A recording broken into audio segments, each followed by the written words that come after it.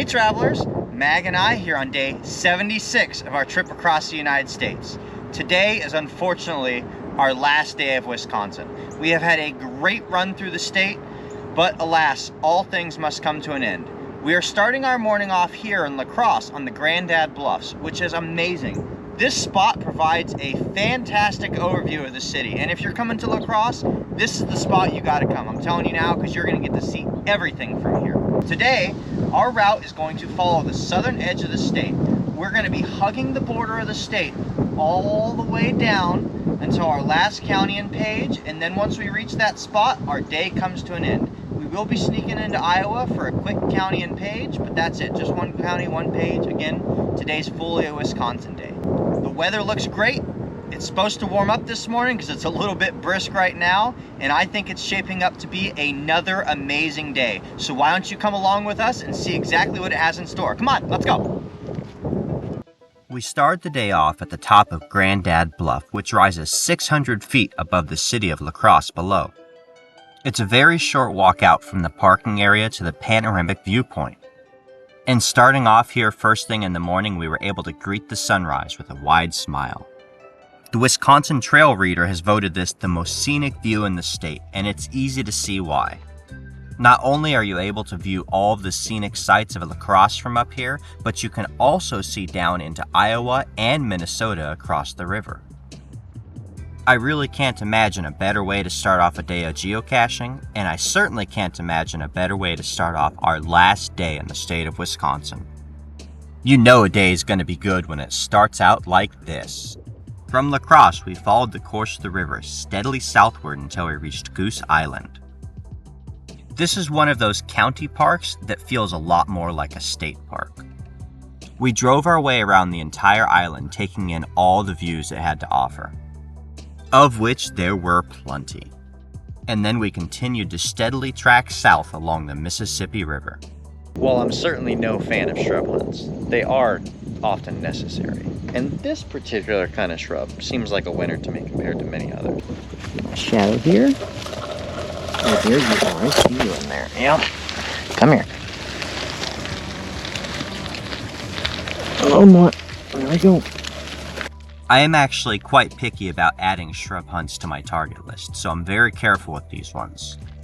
The history on this one didn't look too bad though, and as you can tell, it really was a good geocache, which was loaded to the top full of swag, just the way it should be.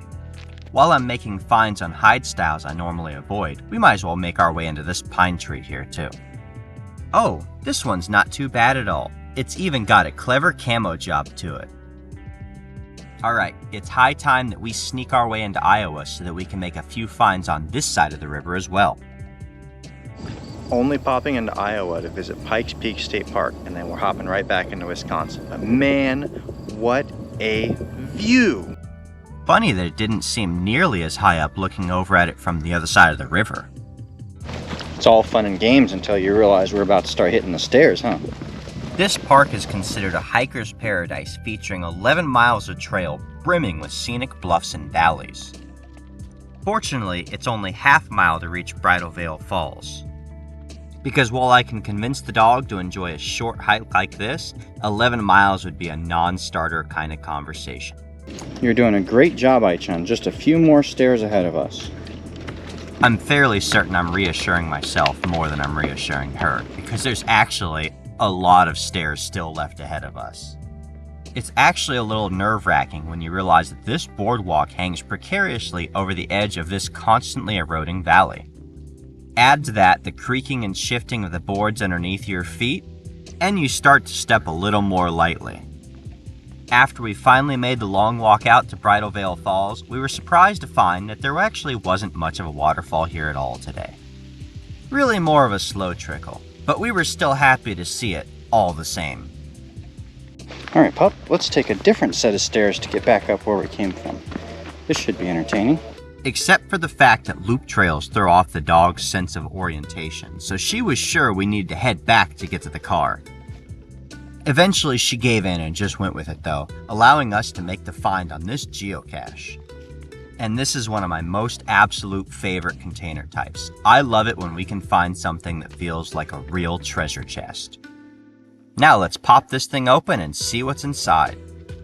And would you look at that, a really nice logbook and fully loaded with treasure. I know Vegas Duo would get a kick out of these cars. A gadget cache like this is exactly the time when I'd like to have my friend Inextricable Fate around. He's got a sense for these sort of things. Me, on the other hand, I struggle through them. So let's see if I can figure this thing out.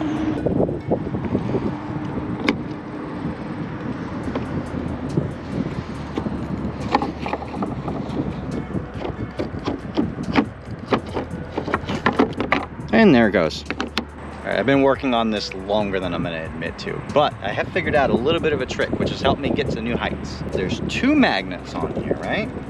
So you feel which one it's attached to, and when you hit an obstruction, it falls back to the bottom. But if you can feel the one that it's attached to and position the other magnet underneath of it like that, when it hits an obstruction, you can feel it transfer to the other magnet. Now I know that's not the right spot. So again, I'm gonna rotate this thing so the free magnet's underneath of it for the catch, and I'm gonna keep working my way up ever so slowly. And if I feel it fall off of that top magnet like that, it fell right off, I'm gonna rotate again and go find a new spot. Off the top magnet again, rotate. Keep this thing working its way through the maze. I think I might just have it here. Slow and steady wins the race. Slow and steady. Haha. I see you, little guy. Come to me.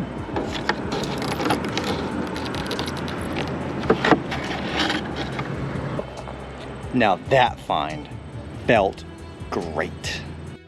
And now time to reset it for the next finder. Drop it in. See you later. Before we finished up our time in Wisconsin, we wanted to have one last great viewpoint, so we decided to drop into Nelson Dewey State Park and hit the trails. There's not much else in this park beside camping, hiking, or picnicking, but the view from the 500-foot bluff that it rests on is more than enough to make the trip worthwhile.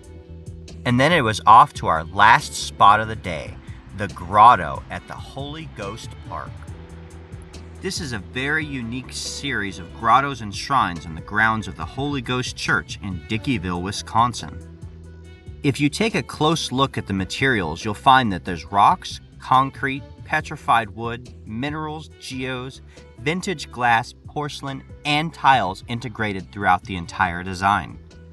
We have seen a lot of interesting places out on the road geocaching, and we're sure to see a lot more in the next year, but this is something else altogether. And in keeping with the emerging theme, it's really a testament to what one person can accomplish if they set their mind to it. An interesting send-off to Wisconsin. Well, travelers, we managed to do it, even if it was just barely by the skin of our teeth.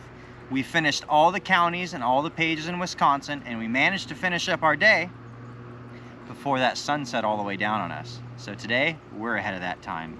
Again, even if only just barely. It has been a fantastic run through Wisconsin.